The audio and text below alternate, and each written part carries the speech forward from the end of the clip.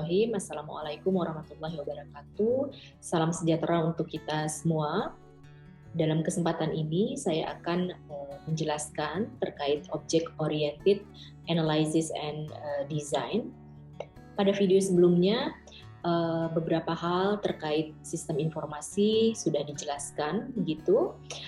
Dimulai dengan general system, information system, dan kemudian system development life cycle sebagai information system development. Nah, menyusul kemudian dijelaskan terkait information system methodology, dan selanjutnya adalah model daripada pengembangan sistem. Salah satunya yang sudah dijelaskan adalah model waterfall gitu. Nah, dalam kesempatan ini saya akan menjelaskan tentang OOAD, Object Oriented Analysis Design, di mana mahasiswa diharapkan kemudian mampu melakukan tentunya proses analisis dan desain dengan pendekatan objek oriented begitu. Nah, untuk video OOAD ini sendiri akan dipecah menjadi beberapa video yang harapannya mahasiswa diharapkan satu memahami analisis dan desain dengan menggunakan objek oriented, dan kemudian mahasiswa dapat menganalisis dan mendesain menggunakan instrumen yang ada. Baik, pada OOAD part pertama ini saya akan menjelaskan beberapa hal terkait hal mendasar mengenai Object Oriented Analysis Design. Pertama, tentu saja kita harus memahami OOAD itu sendiri, mengetahui tujuannya dan fungsi serta kegunaan daripada OOAD itu sendiri.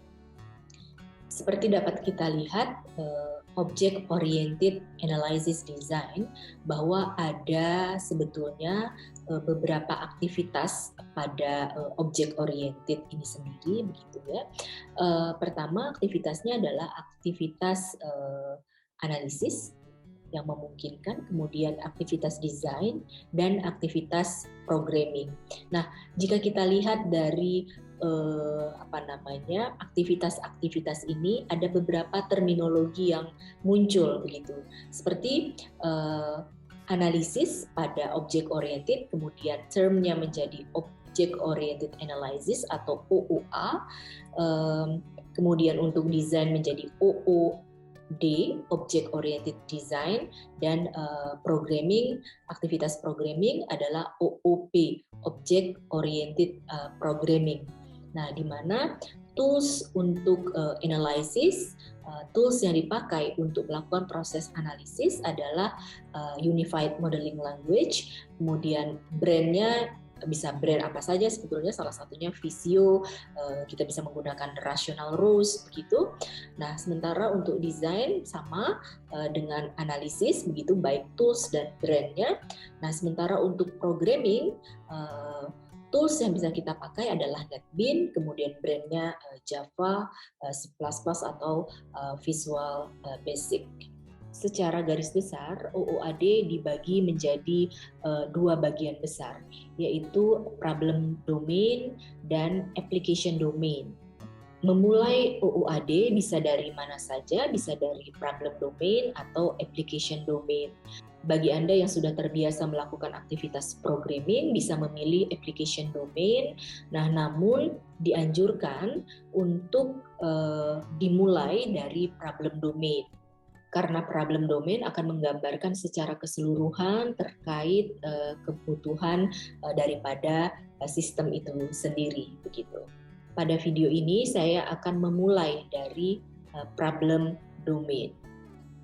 Pada problem domain, segala sesuatunya atau case yang sedang dibahas dipandang sebagai ranah pembicaraan, dan segala sesuatunya dipandang sebagai sebuah objek. Misalnya saja kita sedang berbicara sistem perparkiran, maka pandang semua hal terkait sistem perparkiran atau dalam hal ini ranah pembicaraan kita sebagai objek. Misalnya mobil, motor, gardu, tiket, petugas, dan lain sebagainya sebagai objek-objek yang terlibat dalam ranah pembicaraan. Dari dua garis besar OOAD tersebut sebetulnya seperti yang dijelaskan bahwa kita dapat memulai dari mana saja, baik dari application domain maupun dari problem domain. Pada kesempatan kali ini saya akan memulai menjelaskan melalui problem domain. Nah, misalnya saja kita memiliki satu kasus begitu atau satu ranah pembicaraan, misalnya ranah pembicaraannya adalah sistem perparkiran begitu. Nah, segala hal yang terkait dengan sistem perparkiran dianggap sebagai objek dalam hal ini. Misalnya saja mobil, motor begitu ya, ada mungkin gardu, ada parkir area begitu, ada supir, staf, tiket dan lain sebagainya yang terlibat, objek-objeknya yang terlibat dalam sistem perparkiran. Sebenarnya ranah pembicaraan dapat didefinisikan melalui sistem definition ya, di mana pada sistem definition ini seorang pengembang sistem itu dapat menjelaskan begitu semesta pembicaraan daripada sistem yang sedang difokuskan ya, tanpa melihat atau tanpa menjelaskan komputer sistemnya bagaimana ya. Jadi dia hanya fokus ke objek-objek atau scope yang terlibat pada sistem yang sedang dibicarakan saja. Pada problem domain kita diminta melupakan terlebih dahulu sistem komputer atau aplikasinya. Kita hanya perlu mendefinisikan atau mengidentifikasi terlebih dahulu objek-objek yang terlibat dalam sistem pada ranah pembicaraan yang sudah kita tentukan di depan. Dan jadi ketika kita menggunakan atau basis proses OOAD-nya dengan problem domain, kita fokus pada objeknya. Jadi saya dapat katakan bahwa everything is object begitu pada proses definisi daripada sistem. Nah, jika Anda sudah paham sampai di situ begitu, sampai bagaimana dasar daripada problem domain itu dimulai, kita bisa ke next step-nya, yaitu mengetahui apa saja elemen-elemen yang ada dalam sebuah objek ya. Tentu yang paling kita perlu tahu atau kita perlu label adalah nama daripada objek tersebut. Jadi namanya apa, kemudian ada atribut, ada operation. Jadi ada 3 komponen yang ada dalam setiap objek. Nah, tentu objek itu harus kita beri nama, ada atribut-atribut yang melekat pada objek tersebut, dan kemudian ada ada aktivitasnya, ada operation yang dilakukan. Nah, penamaan untuk setiap objek itu menggunakan kata benda begitu.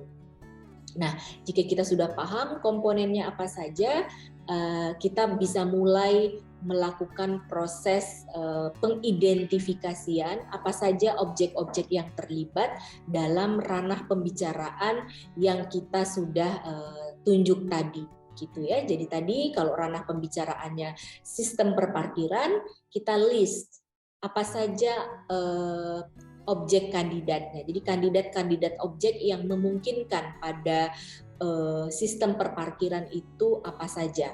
Nah, kita bisa mulai misalnya di dalam sistem perparkiran tadi ya ada mobil, ada area parkir, ada petugas, ada gardu, kemudian ada tiket ya dan lain sebagainya. Atau mungkin Anda juga melihat ada misalnya tong sampah begitu ya dan lain sebagainya. Nah, kita diminta untuk tidak terlalu lebar, tetapi juga jangan mudah untuk mengabaikan begitu. Tetapi kalau misalnya tadi seperti saya sampaikan ada tong sampah itu kan terlalu jauh gitu ya. Nah, tetapi juga jangan terlalu mudah untuk mengabaikan karena kita masih diminta untuk melist begitu kandidat-kandidat. Nah, sesuai dengan namanya kandidat, bisa jadi kemudian memang kita hapus begitu. Jadi jangan juga khawatir untuk melist objek-objek penting yang terlibat dalam ranah pembicaraan yang sedang akan kita bangun nantinya.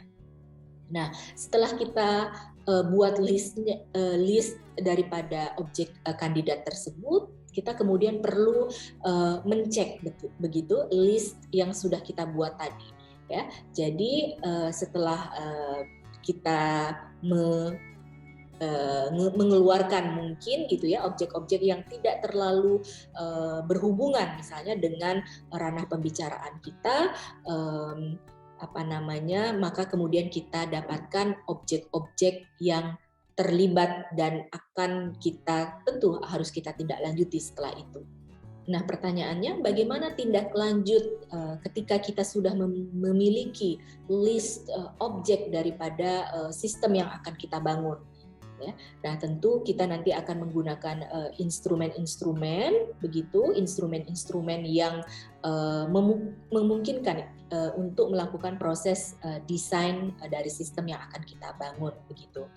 Dalam hal ini nanti kita akan menggunakan UML untuk menggambarkan objek-objek tadi. Spesifiknya kita akan menggunakan kelas diagram, tetapi sebelum kita ke UML dan kelas diagram dan diagram-diagram lainnya, tentu saya harus menjelaskan terlebih dahulu apa itu kelas, gitu ya, diagram apa saja yang ada pada UML dan seterusnya. Nah, UML ini kalau Anda masih ingat, di slide di awal-awal pada video ini ada tabel begitu. Anda bisa lihat kenapa kemudian kita perlu tools ini dalam melakukan proses, baik itu proses analisis dan desain. Nah, untuk pertemuan awal ini saya kira cukup. Nanti akan saya lanjutkan di part kedua, bagaimana kita memulai membuat diagram-diagram dari rangkaian sistem yang kita akan tunjuk begitu, dalam hal ini misalnya sistem perparkiran. Demikian yang bisa saya sampaikan pada OOAD part pertama. Wassalamualaikum warahmatullahi wabarakatuh. Terima kasih. Salam sejahtera untuk kita semua.